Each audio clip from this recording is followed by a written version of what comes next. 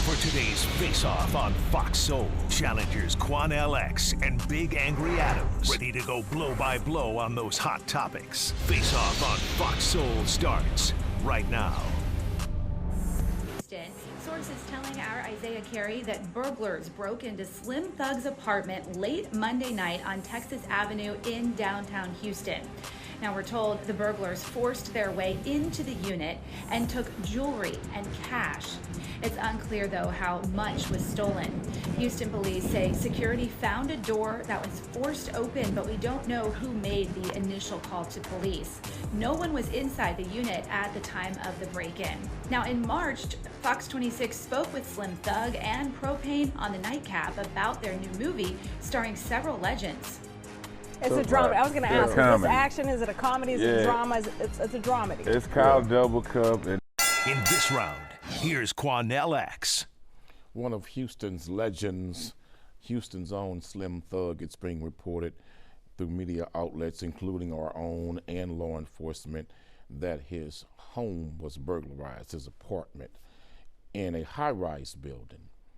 I find it very suspicious and strange that in a day and age when high-rise buildings have cameras everywhere, that some assailants were allowed to get inside the building, get to his floor, force his door open, and yet they're not on camera. I will say this, maybe they are, but how they ever get past concierge security and security itself? You gotta have keypads and key codes even into the building, anywhere in the building, from parking garage, outside, even from the pool area. It's very strange to me, Charles, and I will say this to Brother Slim Thug. Brother, this smells of an inside job. This smells of someone who knew exactly what apartment to go to, perhaps someone who had already been there, and perhaps someone who may have known a female that has already been there and gave them the layout. But either way it go, Brother Slim, don't you ever lay your head in that apartment again, because one thing about the burglars and kick door robbers, once they come the first time, if you stay there, they're coming back. So take your security, brother, as a high priority, but know that your security in your home has been compromised, because this reeks of an inside job. Didn't nobody just come off the streets and decide to pick your unit. No, someone knew exactly where they were going.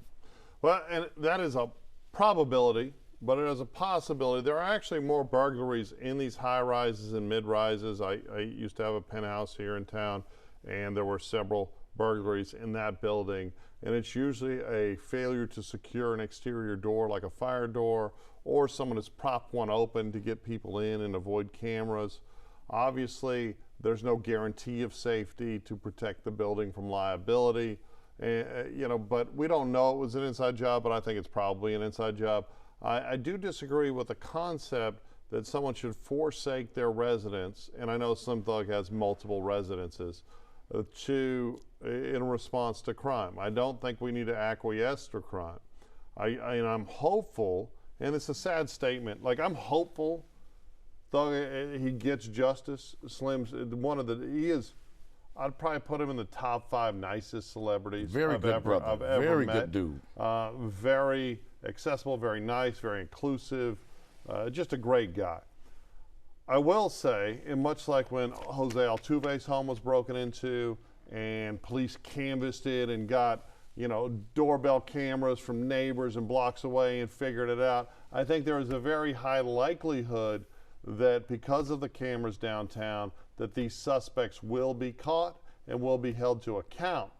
My problem is that is only going to be his experience because he is famous, well known, and it's got media attention.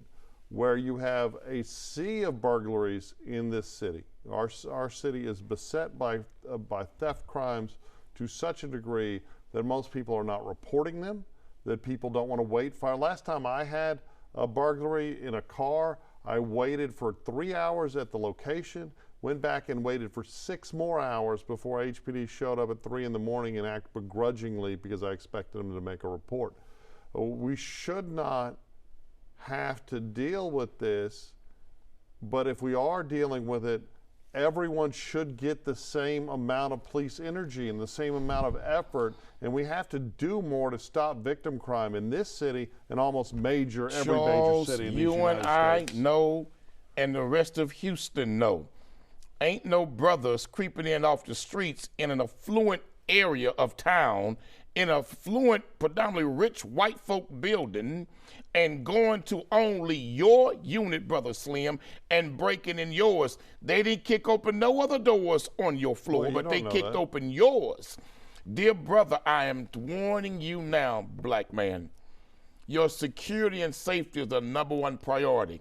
Now everybody know where you live because the building is being talked about now.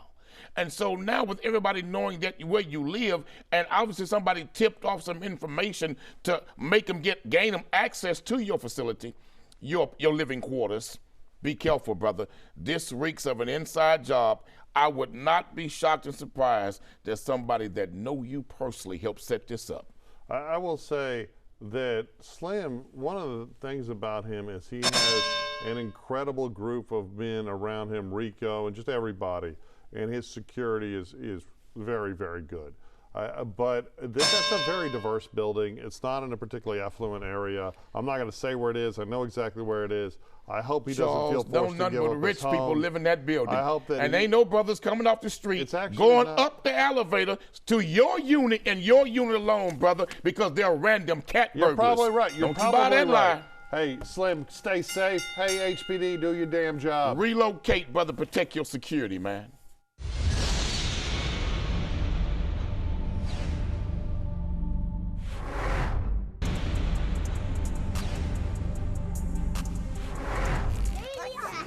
When Laura Putnam enrolled her sons at Apple Blossom Childcare in Falmouth, Maine, she never thought they'd be given melatonin supplements. They mimic a hormone that makes you sleepy.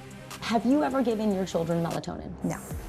Have you ever given anyone else permission to give melatonin to your children? No. But last August, Putnam says she learned from a former daycare employee that he and others had been giving children, including her older son, then 4 years old, melatonin gummies. The employee showed her these texts he exchanged with the daycare owner. So she asked her son. He said, oh, it makes the babies go, and then he made a snoring sound. He told me he got them when he was younger and they made him very sleepy. I asked if his younger brother got them and he looked at me and said, yes. In Maine, it's not illegal to give melatonin to kids, but daycares need written parent permission to do it. Maine's Department of Health and Human Services launched an investigation looking into abuse, neglect, and licensing violations. 4 months later, Putnam says she was informed her older son was a victim of abuse, neglect. I think I felt that, I let my kids down. In this round, here's Charles Big Angry Adams. Well, there's so much wrong with that. It's heartbreaking. Initially melatonin, which is an over-the-counter product that a lot of people see as a harmless vehicle to get people to sleep, has special impacts on children. Their drowsiness, it can, at inappropriate times, moodiness, it can change the character. But in my opinion, most importantly, it can cause bedwetting. It can increase urination at night while asleep. And while that doesn't sound like a huge deal, and it was never an issue for me, I did have a couple of cousins who had a significant issue with it. And what issue was that? Bedwetting. So you're going to sit there and lie on your cousins? No, I'm going to talk about this. The cousins had the bedwetting problem, but not you. Okay, thank you for interrupting me. You pissed in the bed and lie on your cousins. A tremendous amount of shame. It prevented them from spending the night at people's houses. When they'd come over, they had to put a plastic sheet. And it seems like an inconsequential thing, but it can cause massive insecurities and other psychological issues. And if that was all downstream from someone forcing a supplement on your child, it's horrifying. There's also, you hear they said in Maine, it's not unlawful if the parents give permission.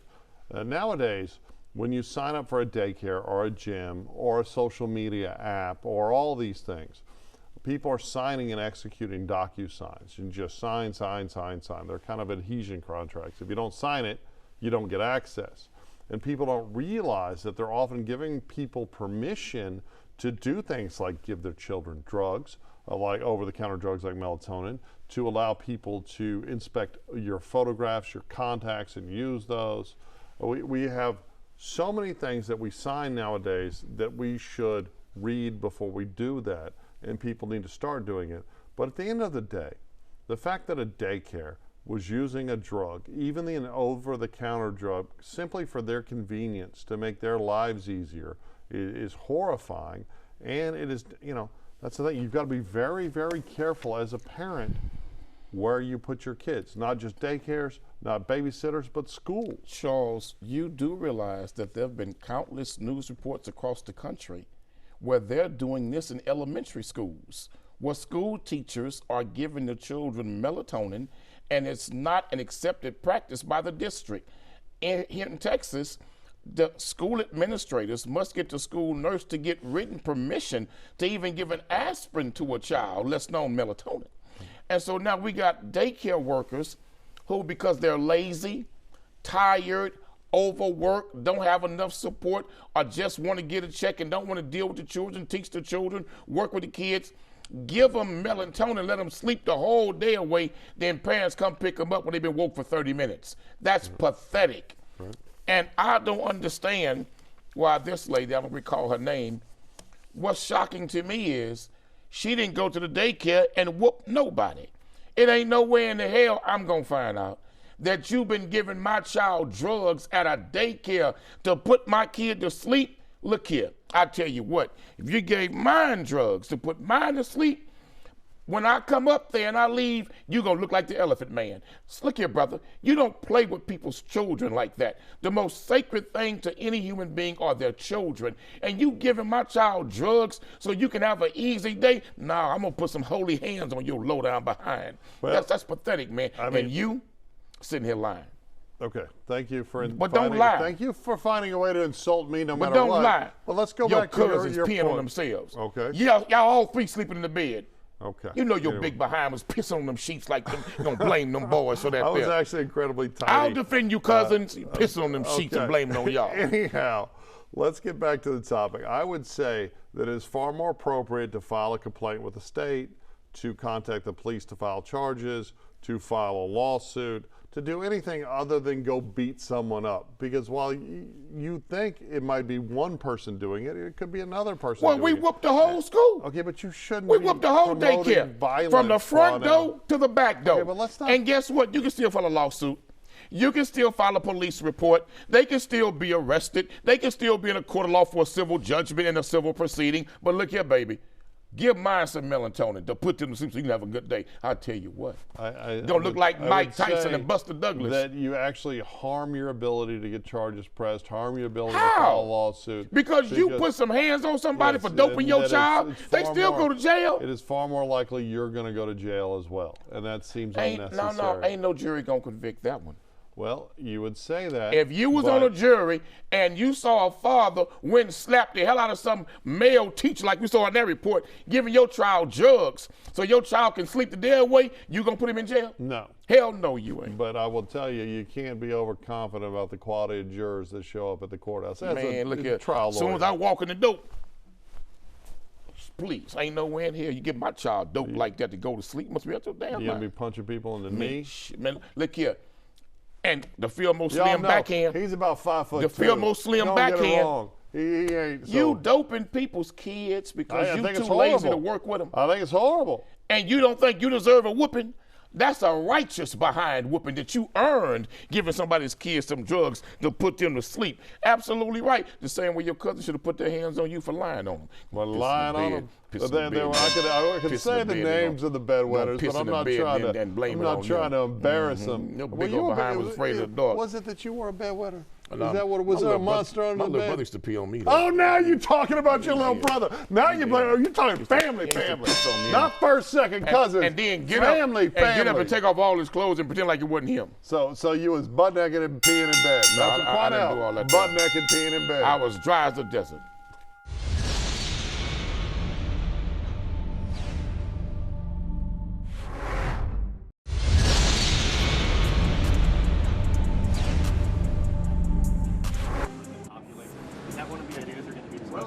If we could take some of our 20-time wise guys that push people into subways and that hit people over the back of the head and that purposely run people over in cars, If he would take them, I'd be honored to give. In this round, here's Quanell X. Charles, President Donald Trump made a statement, I believe he was on Air Force One, to reporters that he loves the idea of sending American wise guys, code language for mafia members and gang members, to prisons in El Salvador. Charles, this is shocking to me. You are going to take U.S. citizens and send them to a foreign country, and some of these foreign countries have the worst human rights the worst human rights reports against them on earth. Some of these countries don't even give their citizens constitutional rights who are in prisons or jails. You're going to take American men and women who've been convicted of a crime in this country and send them to a foreign country to be in prison because it's quote unquote financially cheaper to do so? Mr. Trump, did he forget that he's convicted of 34 felonies himself? Mr. Trump, did he forget he has more felony convictions than John Gotti and Al Capone put together? Was he talking about himself? Would he put that same standard on himself to be sent to a third world country like El Salvador because you want to send convicted felons to El Salvador to do their time? What if the courts don't rule in his favor? Then he too could be sending himself to a foreign country with poor human rights conditions and have no respect for human rights laws or prisoners' rights. Come on, Mr. Trump. Well, let's try to unpack that, right? First, let's talk about El Salvador, where he was talking to Senate. You were kind of condemning that country. And that country for a long time was the most violent country in Central and South America. And the law-abiding citizens lived in a state of perpetual fear and panic. And many of them were allowed to be asylees into this country to escape the endemic crime. The problem with our asylee process is we let a lot of the criminals come too, so it's kind of a wash. But underwater in murder, just horrible violent. President Bukele came in and implemented new policies and a new jail system in CCOT that has almost eliminated crime in El Salvador and made it one of the safest countries in Central America, far safer than Mexico, and likely far safer than even these United States. So I don't think it's fair to condemn him and his tactics. And another important aspect, although it's very strict and grueling, CCOT as a prison is also incredibly safe, and he's not tolerating rapes and violence being directed by prisoners at other prisoners, which was also endemic in that system. So I think it's unfair to condemn Bukele or El Salvador. I will agree with you, however, that it is absurd to be contemplating, and when he said wise guys, it sounded like he was, instead of using the traditional form as like mafiosos, that he was talking about habitual violent criminals that commit crime, go to jail, get out, go back to jail, go back. People that have been, he said 20 times, which obviously less than his 34 times conviction on one incident. That was 34 counts. So I don't think he was talking about himself or other white-collar alleged criminals. Well, he should have been. Well, no, he really should, because first of all, there is no honest lawyer who looks at the prosecution of him by Alvin Bragg's office in New York who says that that was a just prosecution. That was a made-up crime, but a misdemeanor. Every convicted felon that's in prison claims he's innocent. No, but I'm talking from a lawyer. Wicked prosecution. Yeah, okay, here's the difference. I didn't support Trump. You did. I never supported Donald Trump. That's a lie. Y'all watch what this show. I was against was a criminal justice system being weaponized to go after politicians. Okay. And what I said, if you beat the man, beat him at the ballot box, not in the courtroom. Okay. That don't make me a supporter of him. That makes me a supporter of due process. Okay, but now you're and trotting truth. out that crime, and I have always consistently said this was a misdemeanor that was falsely conflated to a felony. But is he talking to himself? No, he's not. Clearly, he should be. Well, no, because he shouldn't view himself as a felon because it was an unfair. What the hell should he see himself as? It was an unfair prosecution. It was politically weaponized. Charles, you know how many black men and poor men are in prison because they're only poor? No, I don't disagree. You know how many men on death row, but they're only there because they're poor? Okay. Charles, this is a billionaire with 34 convictions. I would argue Charles, that many of them are most there men in prison are really there because they financially cannot afford representation because he did. They're murderers, and it is more likely that a white convicted murderer in 2025 will be sentenced to death row than a Where you get that lie from? Well, it's called Well, here you research go with and them statistics. cookbook statistics. I know you love lies. Charles, I know you Russia love has a made-up low crime numbers, rate. right? Actually, North they Korea- don't. They Oh, have no. horrible organized crime. 1 second. And people live in Russia's terror. rapes and murders are lower than America's. Okay. North That Korea's doesn't make it low. North Korea's crime rate compared to America is very low. You wanna talk about should crime we rates? should we say, Mr. Trump, it's cheaper to house prisoners in Russia and North Korea? And since you got all of your convictions, Well, I would you disagree volunteer with the us, concept the of American people, exporting them. to send you to Russia? To send Donald Trump to North Korea to be housed as a prisoner, since he is a convicted felon. See, Plenty of convictions. I absolutely disagree with the concept of And we're going to use the analogy exporting. having low crime rates. You know, let me finish this. I'm Because sorry. I would say that I disagree with the concept of exporting any of our criminals, citizen criminals, to a foreign country. I disagree with it holistically. However, I do think we have to stop using prison overcrowding as an excuse to let murderers and violent criminals go, especially in states like California and New York, where even if you're convicted, there's hardly no consequence, except, of course, it's a weaponized trial for politics by the AG or Alvin Bragg, who loves to let murderers go free. And what we should have is that we should return to real consequences and real jail time and real prison time for people that commit But violent remember, crimes. in El Salvador, their president suspended due process for those inmates. Well, And El aspects of the Salvador- Constitution also. El Salvador was a situation where crime was so horrifying and the murder rate was so horrifying that something drastic had to But be done. he And suspended I constitutional applaud rights also. President Bukele, what a great job you're doing in El Salvador, By sir. suspending constitutional rights.